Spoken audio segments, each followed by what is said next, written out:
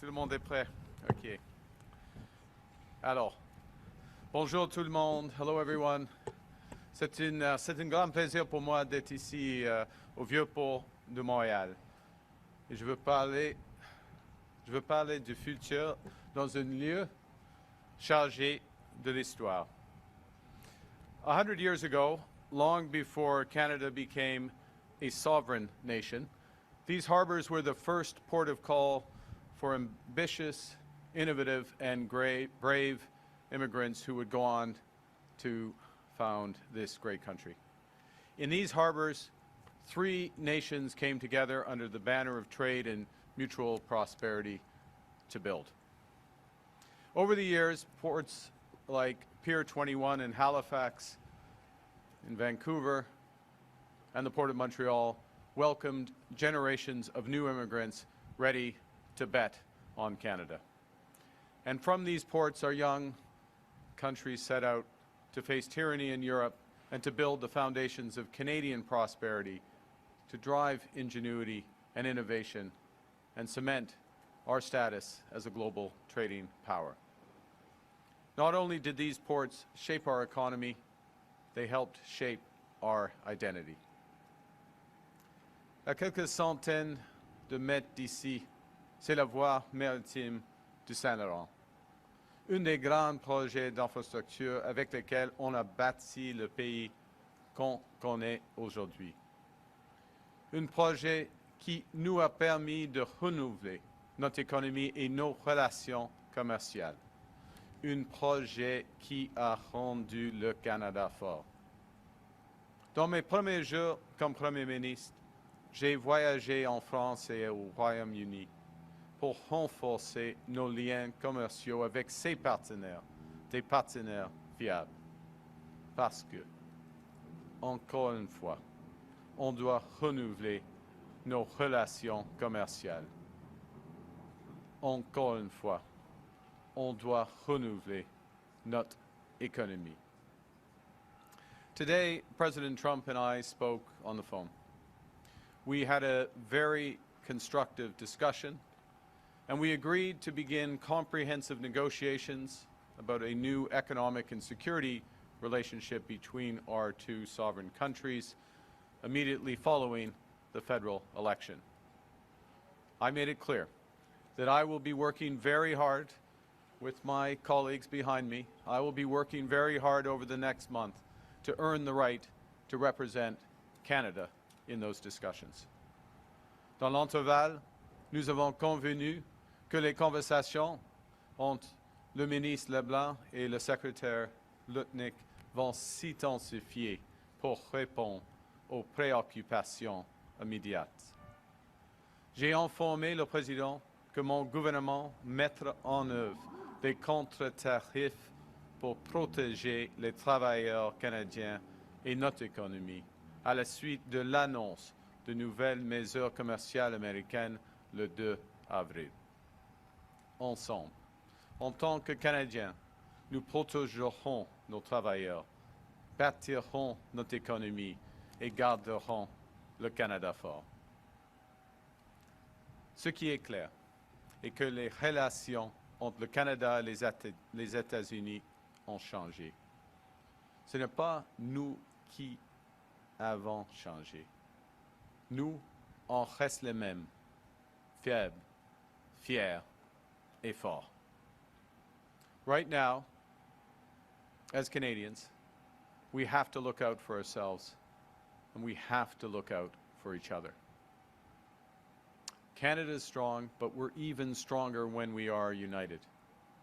And our response to these latest tariffs is to fight, to protect, and to build. Hier, j'ai réuni mon comité de cabinet chargé des relations canado-américaines. Aujourd'hui, j'ai eu une rencontre virtuelle avec les premiers ministres des provinces et des territoires. Dans les prochains jours, j'irai à la rencontre des leaders syndicaux, des chefs d'entreprise et des dirigeants autochtones. Ces discussions vont nous permettre d'avoir une réponse coordonnée. On est tous sur la même page. On ne reculera pas. On va répondre avec la force. Je sais que les Canadiens sont inquiets. Pour que ça, que me suis engagé à que chaque dollar tiré de nos contre-tarifs soit utilisé pour soutenir nos travailleurs. Et on a déjà agi. Pour que les travailleurs qui perdent leur emploi n'aient pas à attendre avant de recevoir l'assurance emploi, on a là rendu plus accessible. Pour mettre plus d'argent dans vos poches en coupant les impôts de la classe moyenne, en faire en sorte qu'une famille avec 2 salaires va économiser 825 $ par année. Pour que les entreprises puissent reporter les paiements d'impôts sur leurs revenus ainsi que les versements de TPS et de TVH. Pour augmenter le financement des agences de développement régional. On doit continuer d'agir. Aujourd'hui, j'annonce les prochaines mesures que mon gouvernement va prendre. On va créer un nouveau fonds qui se nomme le Fonds de diversification de corridors du commerce pour bâtir l'infrastructure nécessaire pour trouver de nouveaux marchés pour les produits canadiens, créer des bons emplois et de créer de la richesse. On va immédiatement encourager les ports canadiens de coopérer entre eux. En ce moment, nos ports sont en compétition les uns avec les autres. Dans le nouveau monde commercial, ils doivent travailler ensemble. On va aussi renforcer la sécurité dans nos ports en investissant dans le personnel et les technologies qui vont nous permettre d'empêcher le trafic de drogue comme le fentanyl, des armes à feu et des voitures volées. We're taking action. We will create a new fund called the Trade Diversification Corridor Fund to build the infrastructure that will help diversify our trade, create new jobs, and drive economic growth. We will now encourage our Canadian ports to cooperate with one another. Up until this moment, our ports have been competing with each other. In the new global economy, they need to work together. We'll also strengthen the security of our ports, put more boots on the ground, and use new technologies to stop the traffic of drugs such as fentanyl, as well as illegal guns and stolen cars. Il est évident que les États-Unis ne sont plus un partenaire fiable. Il est probable maintenant qu'en négociant, on peut rétablir un élément de confiance, mais il n'y aura pas de retour en arrière. Over the coming weeks, months, and years, we must fundamentally reimagine our economy. We must ensure that Canada can succeed in a drastically different world. The old relationship we had with the United States, based on deepening integration of our economies and tight security and military cooperation, is over. What exactly the U.S. does next is unclear, but what is clear is that we as Canadians have agency. We have power. Nous sommes maîtres chez nous. We can control our destiny. We can make ourselves more productive. We can make ourselves more competitive. We can build a stronger and more resilient economy by breaking down internal barriers and building one Canadian economy. We can diversify our trading partners, including through new trade infrastructure. That's what I'm squarely focused on as Prime Minister. My solemn promise is to stand up for Canadian workers, to stand up for Canadian businesses. We will stand up for our history, our values, and our sovereignty. On va bâtir l'économie la plus forte, résiliente, productive et compétitive du G7. Une économie forte pour un Canada fort. Merci. Thank you. And if you're not frozen, and if you're still not too frozen, I will take your questions.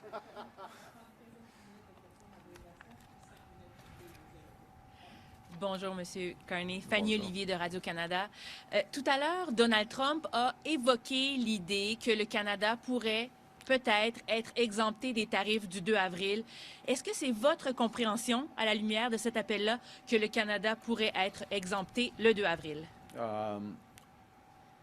Premièrement, nous avons eu, Monsieur le Président et moi, nous avons eu une discussion très productive, très constructive aujourd'hui. Et on a fait du progrès aujourd'hui, mais c'est le commencement des négociations. Et on verra on verra ce que les États-Unis va faire le 2 avril. C'était encore le cas. C'est encore le cas qu'il y a des tarifs contre les biens canadiens qui existent maintenant. Did you ask for it in English? I'm sorry. Yes. Okay. I said we had the president and I had a very constructive, very productive discussion this morning. We've made progress. It's the beginning of negotiations.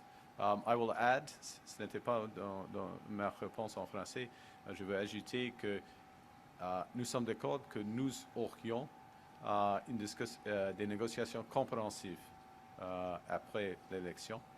We will have comprehensive discussions on the broader economic partnership after the federal election. But this is the start of negotiations. We will see what the United States does on the 2nd of April. It is still the case, of course, that there are tariffs on a number of other Canadian goods. Est-ce que vous vous engagez à exclure la gestion de l'offre par un projet de loi? Donc, vraiment, de façon législative, exclure la gestion de l'offre des futures négociations avec les Américains? Madame, dès que le commencement de ma campagne électorale, afin d'être le chef du Parti libéral, je suis clair. Je suis absolument clair. On n'a jamais des discussions avec les Américains en ce qui concerne la gestion de l'offre. Mais est-ce qu'on a besoin d'un projet de loi pour ça? On a besoin d'un Premier ministre et un gouvernement qui est clair et fort. In English, please. Miss, on supply management, I said with respect to supply management, I have been clear. From the very first day of the launch of my leadership campaign for the leadership of the Liberal Party, the launch of my economic platform with Monsieur Champagne on Mauricie, that we will never have discussions with respect to supply management. It's off the table, and what one needs to ensure that is to have a government and a prime minister with that commitment with a strong mandate. Thank you. Bonjour, M. Carney. Bonjour, Madame. Vous venez de répéter qu'il n'y aura pas de retour en arrière sur la relation avec les États-Unis. En même temps, vous dites que vous avez eu une discussion très constructive. Donc, est-ce que quand même il y a eu du mouvement dans votre perception sur est-ce que c'est possible d'avoir un réchauffement ou un retour de la confiance? On a fait de progrès, soyons clairs. On a fait de progrès. Mais le président, il veut transformer l'économie américaine. Et à cause de ça, il va transformer l'économie mondiale, y compris l'économie canadienne. Il a des secteurs stratégiques, selon lui, pour l'économie canadienne, y compris l'acier, l'aluminium et les automobiles, le bois d'œuvre. Il y a d'autres. Okay. Nous pouvons faire de progrès, de grands progrès, selon moi. On peut faire de grands progrès dans cette situation. Mais ça, c'est différent du monde de 90 et le monde de NAFTA et même l'ANANA, en effet. Il y a des changements. Le point clé, et ce n'est pas un processus d'avoir l'intégration, une augmentation de l'intégration entre les deux économies. Ça, c'est différent. Alors, le rythme, le momentum a changé.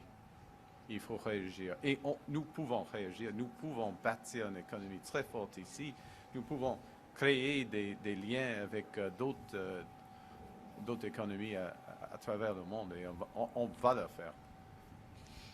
Monsieur Blanchet a dit que c'était prétentieux de votre part de conclure ou de déjà céduler une rencontre après l'élection avec Monsieur Trump parce que c'est pas certain nécessairement que vous allez être la personne élue le 28 avril. Donc, qu'est-ce que vous répondez à Monsieur Blanchet? Ouais, premièrement, ce qui est clair est que Monsieur Blanchet ne va pas assister à cette réunion. Ça, c'est la seule chose. Moi, je vais, comme j'ai dit, comme je viens de dire, je vais travailler sans relâche afin de gagner l'appui des Canadiens, des Canadiens et des Québécois et des Québécoises. Il y aura une réunion entre le Premier ministre du Canada et le Président des États-Unis. Ça, c'est le résultat. C'est un des résultats de la conversation aujourd'hui. Je veux être là. Selon moi, ça vaut mieux pour le Québec et le Canada si j'étais là, je serais là, mais on verra. C'est la décision des Canadiens et des Canadiens.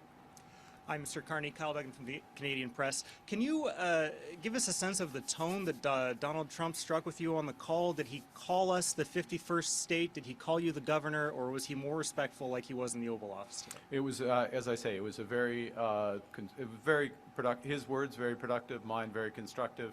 They mean the same thing. It was a very cordial, substantive call. Look, this was a call between two leaders of their respective governments, between two sovereign nations. It was a call focused on, the spirit of the call was both cordial and focused on making progress. And that's why you had several things. One is an agreement, which is what I wanted, what I think he wanted as well. And I've been clear about this for a number of weeks, to have a comprehensive discussion on our broader economic and security partnership. We agreed to that. As also to have intensive discussions between our ministers, including obviously the Minister of Foreign Affairs, who kindly is here, and who can withstand absolutely anything, including this. Elle travaille sans relâche, tout le temps, oui, absolutely, with her counterpart, Secretary Rubio. So those discussions will go on intensively. So positive, cordial, constructive, focused on action, exactly what we want. And did you and the premiers decide on anything in the meeting today? Well, the purpose of the meeting today, which was a little, just under an hour and a half, was to, largely for me to debrief the premiers on where we stood. Secondly, to hear directly from them on their perspectives on two things. One is on the countermeasures that the Government of Canada, these are decisions of the Government of Canada, countermeasures the Government of Canada could take. So wanted to have their input for that. It's very important. Secondly, to continue the discussion on how we're going to build this economy and to reinforce those discussions. And in both respects, it was very timely and helpful to have those discussions. Thank you.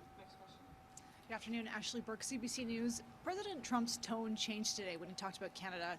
It seemed more positive, and same thing with the call. Do you trust that? Is there a strategy there? There's always a strategy in a negotiation. Look, I think we've been clear about our priorities, how we're going to approach this.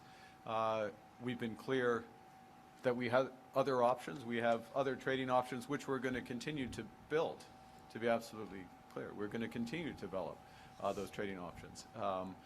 We've also been clear about our priorities here domestically and how we're going to build out this country. Perhaps there was a different impression before about how strong Canada really is. You've said that you wouldn't sit down with Mr. Trump and talk to him unless he respects Canada's sovereignty. Did you convey that to the president today? And if so, what did he say? The president respected Canada's sovereignty today, both in his private and public comments.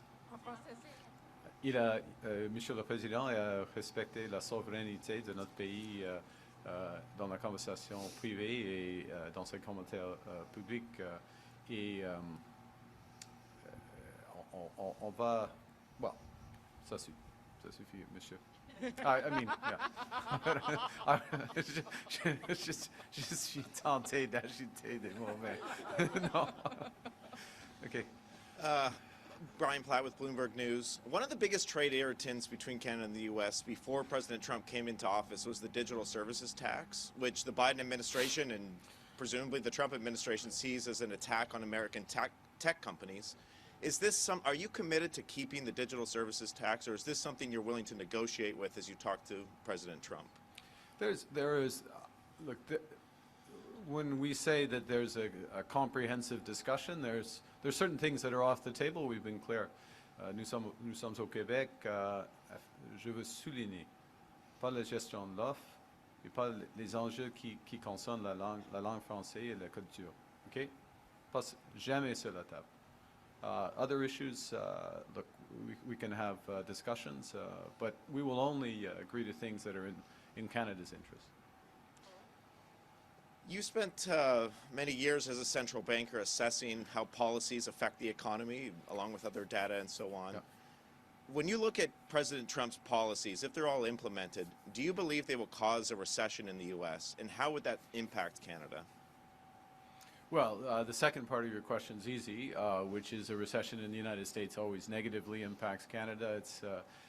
We have had examples when the U.S. has had a recession and we haven't had a recession. I'm trying to remember who was governor of the Bank of Canada at the time that happened. It was me. But it's relatively unusual. I think that these policies, let's say the following, and I'll go back to what I said earlier. The president is intending to have a quite significant transformation of the American economy.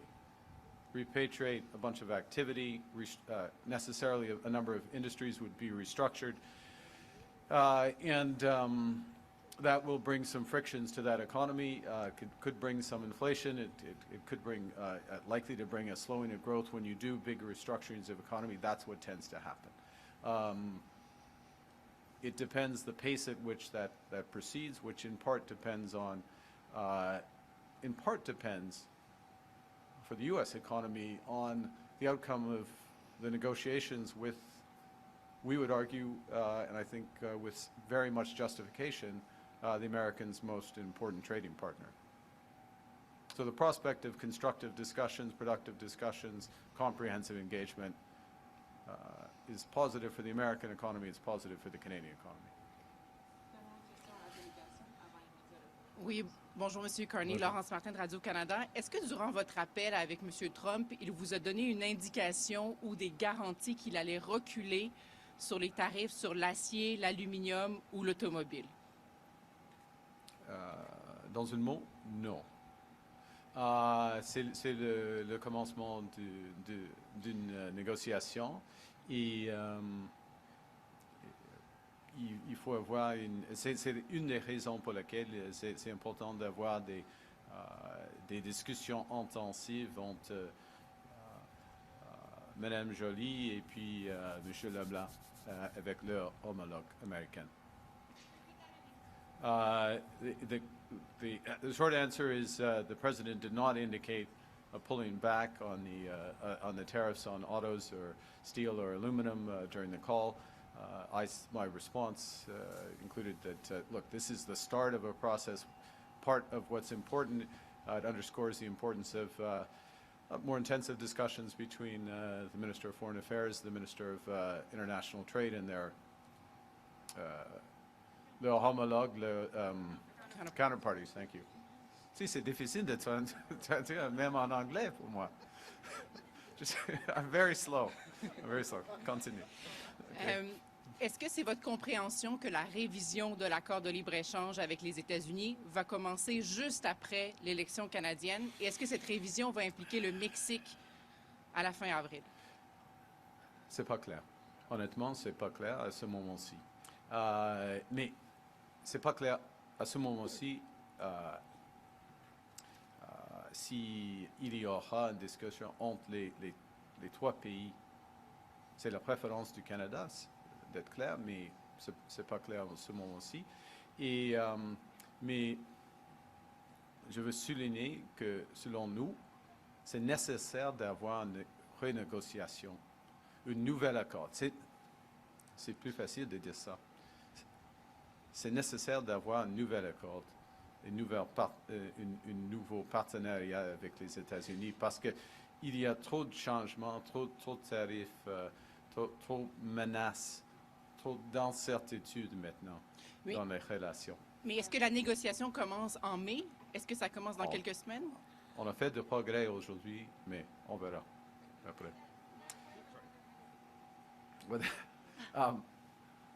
It's the preference. It's the preference of Canada that Mexico would be part of the discussions.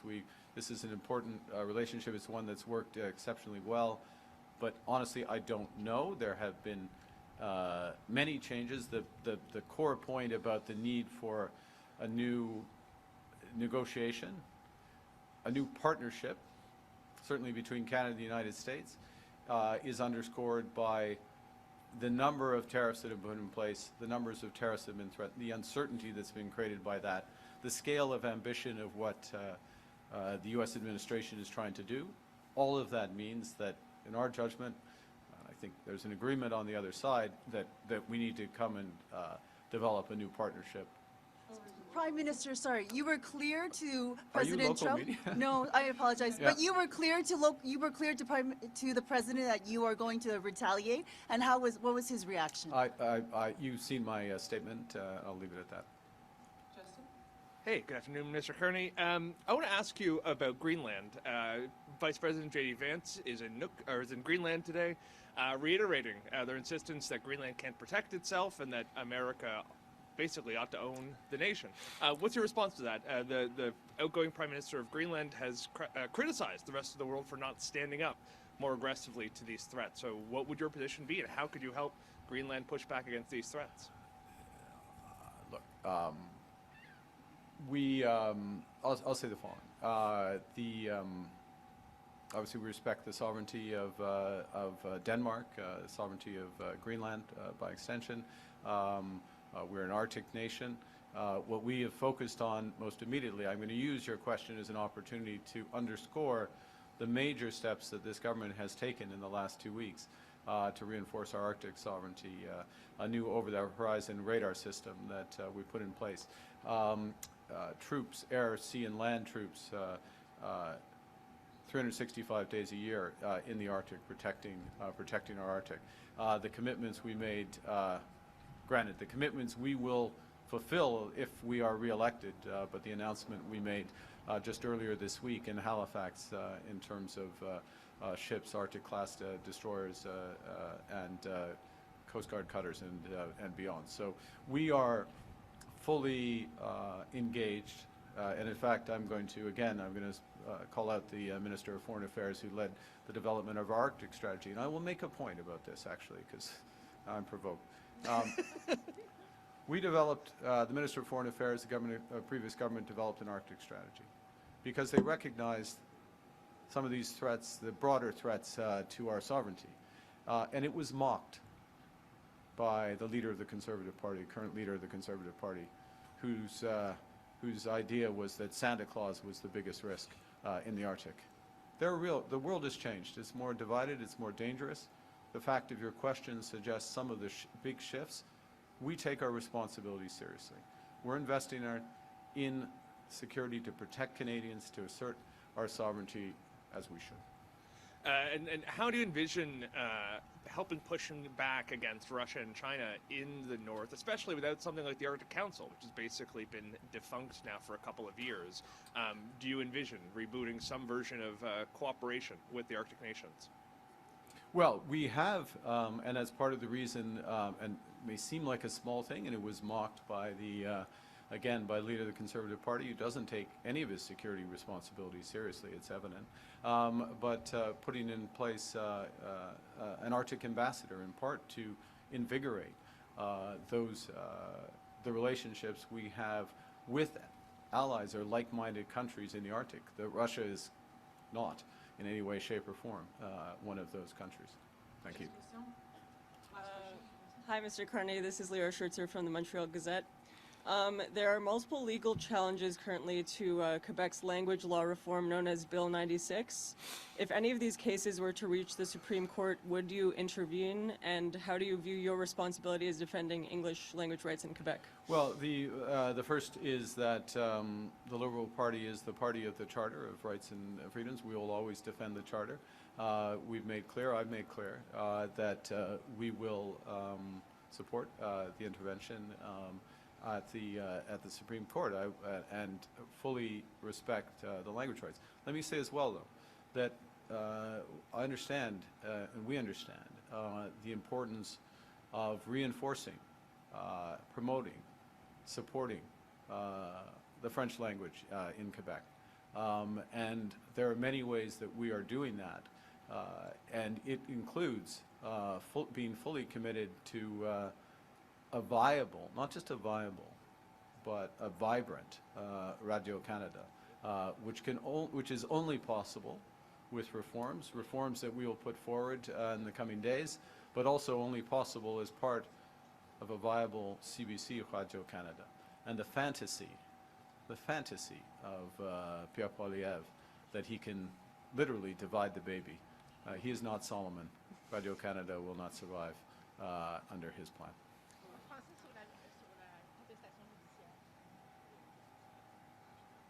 Pardon?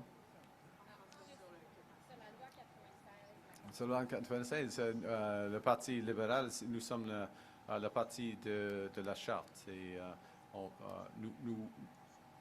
nous allons intervenir à la Cour suprême dans les cas qui vont venir. Mais en même temps, je reconnais la nécessité de promouvoir, de renforcer et de soutenir la langue française au Québec. Et c'est une des raisons, il y a plusieurs, mais une des raisons pour lesquelles nous allons renforcer Radio-Canada, CBC Radio-Canada. And similarly, Quebec's ban on religious symbols has been challenged in the Supreme Court, and the federal government stated earlier this month their intention to intervene. Would you, Mr. Carney, maintain this intervention if elected? Yes, this is a short answer. It's a judicial process, and I think as well. I've said this before, but I'll say it again. I'm not a judge. I'm not a lawyer. I'm not a constitutional expert. Our commitment is to ensure the Charter of Rights and Freedoms is respected and lived in this country. But we are fundamentally concerned with promoting all identities and all lived identities in this country. Thank you. Okay, merci. Merci beaucoup. Oh.